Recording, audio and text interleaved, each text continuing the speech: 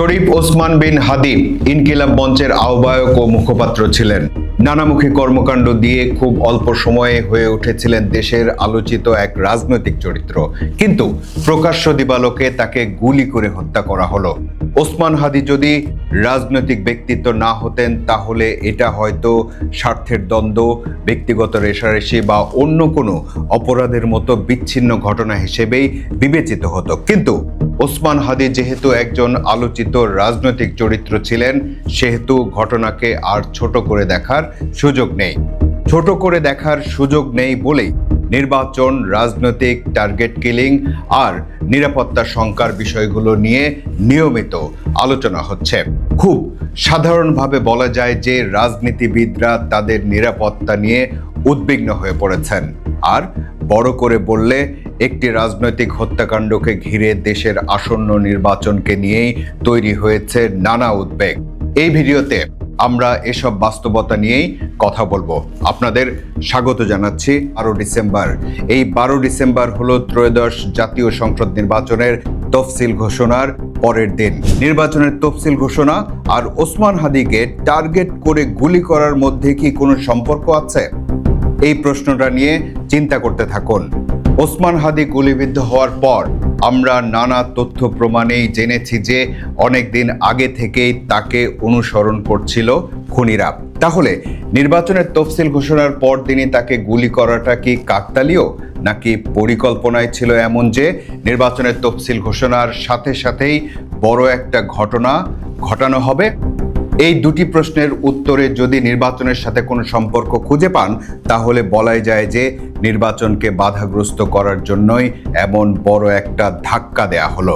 এখন প্রশ্ন হলো, ওসমান হাদিকে হত্যা করা যদি টার্গেট কিলিং হয়, তাহলে টার্গেট মিশন কোনটা? 14 ডিসেম্বর বিএনপি মহাসচিব মির্জা ফখরুল ইসলাম আলমগীর বললেন, আমরা আশঙ্কা করছি যে এরকম ঘটনা আরও ঘটতে পারে। তিনি বললেন, বাংলাদেশের মানুষ স্বপ্ন দেখছে সুষ্ঠু নির্বাচনের মাধ্যমে একটা গণতান্ত্রিক বাংলাদেশ নির্মাণ করবে। সেই সময় আবার নতুন করে বাংলাদেশের শত্রুরা এই হত্যাকাণ্ডে মেতে উঠেছে।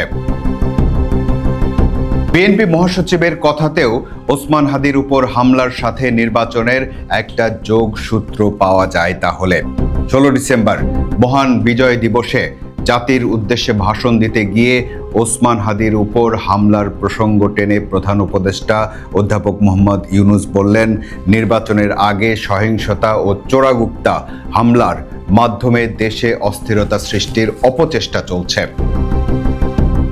চোরাগুপ্তা খুন করার উদ্যোগ তার একটি রূপ। আরো কঠিনতর পরিকল্পনা নিয়ে তাদের প্রস্তুতি আছে। আরো কঠিনতর পরিকল্পনা? 12 ডিসেম্বরই প্রধান উপদেষ্টার ফেসবুক পেজে এক বিবৃতিতে ওসমান হাদির উপর হামলার ঘটনাকে জাতীয় সংসদ নির্বাচন বানচাল করার ষড়যন্ত্র হিসেবে চিহ্নিত করা হয়। এখন কথা হলো, নির্বাচনে যদি টার্গেট মিশন হয়, তাহলে কিলিং এর টার্গেটে কারা থাকতে পারেন? সব আলোচনা আর জল্পনা কল্পনার রাজনীতিবিদদের ঘিরেই। এমনকি প্রধান উপদেষ্টার 12 ডিসেম্বরের ওই বিবৃতির মধ্যেও সেটারই ইঙ্গিত ছিল। তিনি বলেছিলেন, জুলাই অভ্যুত্থানে সক্রিয়ভাবে সম্পৃক্ত থাকার কারণে যারা সম্ভাব্য টার্গেটে পরিণত হয়ে থাকতে পারেন, তাদের নিরাপত্তার বিষয়টি বিবেচনায় রাখতে হবে। 16 ডিসেম্বর দেশ রূপান্তর পত্রিকায় প্রকাশিত এই খবরের শিরোনাম দেখুন। এই খবরে বলা হয়েছে, শরীফ ওসমান হাদিকে গুলি করার পর গোয়েন্দা তদন্তে উঠে এসেছে হত্যার হিট লিস্ট। এই তালিকায় এনসিপির হাসনাত আব্দুল্লাহ, ডাকসু ভিপি সাদিক কায়েম ছাড়াও আরও অন্তত 10 জনের নাম আছে। এমনকি খবরে এটাও বলা হয়েছে যে পার্শ্ববর্তী রাষ্ট্রের গোয়েন্দা সংস্থা গত কয়েক মাসে অন্তত 80 জন সুব্রত বাহিনীর মতো আততায়ীকে দেশের বিভিন্ন পয়েন্ট দিয়ে অনুপ্রবেশ করিয়েছে। আতঙ্কের কথা বটে। আরেকটি খবরে প্রকাশিত হয়েছে যে স্লিপিং সেলের সদস্যদেরও অ্যাক্টিভ করা হচ্ছে। তাদের কাজ হলো হুট করে এসে খুন করে আবার গুপ্ত হয়ে যাওয়া। 17 ডিসেম্বর কালবেলায় প্রকাশিত একটি খবরের শিরোনাম দেখুন, ঢাকায় 20 শুটার। এই খবরে বলা হয়েছে, ত্রয়োদশ জাতীয় সংসদ নির্বাচনের ভোট গ্রহণ যতই ঘনিয়ে আসছে, অবৈধ আগ্নেয়াস্ত্রের সঙ্গে অপরাধ জগৎ দাপিয়ে বেড়ানো ভয়ঙ্কর শুটারদের ঘিরে দুশ্চিন্তা বাড়ছে আইন শৃঙ্খলা রক্ষাকারী বাহিনীগুলোর। খবরের শিরোনাম আর আতঙ্কের পারদ।